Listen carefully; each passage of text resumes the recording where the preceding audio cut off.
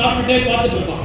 திடீர்னு வில்லன் வருவான், எல்லாருமே எழுதி நிற்பாங்க, எல்லாரும் பரபரப்பா இருப்பாங்க. ஆனா இவன் மட்டும் காலாட்டின்னு சாப்பிட்டுட்டே இருப்பான். கடந்து போகும்போது அந்த வில்லனை பார்த்து ஒருத்தர் கேட்பான், என்னன்னா அவன் எழவே மாட்டான், மருமகன் நானே அப்படின்னு கேட்பான். அவன் யாருன்னு தெரியாம போயிடும். போன உடனே மேனேஜர் ஓடிடுவோம், என்னையா நீ கால் மேல கால் கொண்டு உட்காந்து ஐயா வரும்போது அப்படின்னு. அப்ப அந்த வில்லன் சொல்லுவாங்க, இந்த காலம் எந்து இந்த காலம் எந்து என் கால் மேல என் காலை போடுறேன், அவன் கால் மேல போட்டேன்னு. எவ்வளவு அற்புதமான ஒரு விஷயம் பாருங்க. என் கால் மேல என் கால் போடுறது உனக்கு எப்படி மரியாதை பிரச்சனை இருக்கும். இதனால தென் மாவட்டத்தில் மிகப்பெரிய கலவரமாகி இன்றைக்கு 2வது தென் மாவட்டம் இருப்பதற்கு இந்த கால் மேல கால் போடுற விஷயம் ரொம்ப முக்கியமான விஷயம். எவ்வளவு யோசனையான ஒரு விஷயம் பாருங்க. வேற பெரியார் இருக்காங்க, தந்தை பெரியார். அவரை யாருன்னா பார்க்க போறாங்கன்னா நம்ம கூட்டிட்டு போவோம்ல, பெரியவங்களை பார்த்தா கையெடுத்து கும்பிடணும்னு சொல்லி அப்படி சொல்லி கூட்டிட்டு போவான்னு வச்சுங்க.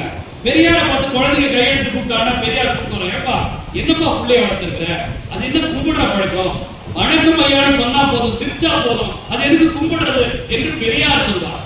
யார் சின்ன குழந்தைங்க கையெடுத்து கும்பிட்டா இது என்ன கெட்ட பழக்கம் சொல்லி கொடுத்துற பிள்ளைங்களுக்கு, இது என்ன கும்பிடுற பழக்கம் என்று பெரியார் சொல்வாரா? ஆனா நம்ம என்ன நினைச்சுட்டு இருக்கிறோம், நம்ம முன்னாடி கால் மேல கால் போட்டுட்டா அது வந்து நம்முடைய மரியாதை குறைச்சல். நான் என் வகுப்புல சொல்வேன், நான் வரும்போது நீ கால் மேல கால் போடு, இடது கையில கொடு, வகுப்பு பிடிக்கலாம், எழுந்து போ, என்ன வேணாலும் பண்ணு, ஆனா கட்டாயத்தினால எதுவுமே செய்யாது, கட்டாயத்தினால நீ உட்காராது, எழுந்து போதுன்னா எழுந்து போ. இந்த அறிவை ஒரு சமூகம் நமக்கு தர மாட்டேங்குது.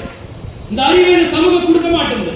நான் வரும்போது அவன் கால் மேல கால் போட்டுட்டு இருக்கான் அப்படின்னு இந்த சமூகம் சொல்லுது, நான் வரும்போது அவன் சத்தமா பேசுறான் அப்படின்னு இந்த சமூகம் சொல்லுது. இது உச்சமாக எங்க போயிருக்கு தெரியுங்களா? இதனால் ஏற்படுகிற பாதிப்புகளை இந்த சமூகம் உணர்வதே, அறிவுபூர்வமாக இந்த சமூகம் நினைப்பதே.